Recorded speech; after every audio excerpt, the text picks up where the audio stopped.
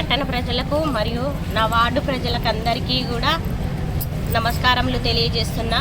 నేను 45వ వార్డు నుండి BRS party అభ్యర్థినిగా పోటీ చేస్తున్నాను. నేను చేసినటువంటి అభివృద్ధి కార్యక్రమాలన్నీ కూడా వార్డులో ప్రజలందరూ ఇప్పటివరకే చూసి ఉన్నారు. నేను ఇంకా గెలిచినట్లయితే వార్డుని ఇంకా అభివృద్ధి చేస్తాను. వార్డులో ప్రతి మెయిన్ సెంటర్స్లో సీసీ క్యామ్స్ ఏర్పాటు చేస్తాము. కంప్యూటర్ ఉచిత శిక్షణ కేంద్రము, అలాగే బ్యూటీ పార్లర్స్కి సంబంధించిన కేంద్రం కూడా నేర్చుకోవాలనుకున్న ఇంట్రెస్ట్ ఉన్న వారికి అందరికీ కూడా నేర్పించడానికి మేము ముందుగా ఉన్నాము. మేము శ్రద్ధ చూపుతున్నాం. మీకు ఎవరికి ఇంట్రెస్ట్ ఉన్నా కూడా మేము గెలిచిన తర్వాత కూడా వచ్చి మీరు నేర్చుకోవచ్చు.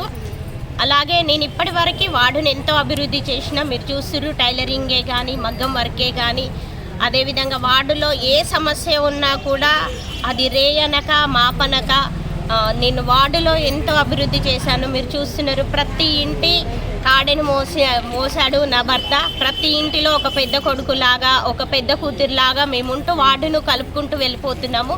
నిజంగా ఇప్పుడు వార్డులో తిరుగుతుంటే కూడా ప్రతి గడపకు తిరుగుతుంటే వాళ్ళు ఏం చెప్తున్నారంటే, మీరు రావద్దు, మేము మిమ్మల్ని గెలిపించుకోవడం మా బాధ్యత అని చెప్పేసి అంటున్నారు. మేమే ఓటేసి మిమ్మల్ని గెలిపిస్తాం, మీరు రావద్దు అని చెప్పేసి అంటుంటే మాకు చాలా సంతోషం అనిపిస్తుంది. ఇలాంటి వార్డు ప్రజలందరూ కూడా నాకున్నందుకు నేను చాలా సంతోషిస్తున్నాను. వార్డు ప్రజలందరూ కూడా మరొకసారి 3వసారి నన్ను గెలిపించి, నాకు ఓటేసి నన్ను గెలిపించాలని చెప్పి కోరుకుంటున్నాను.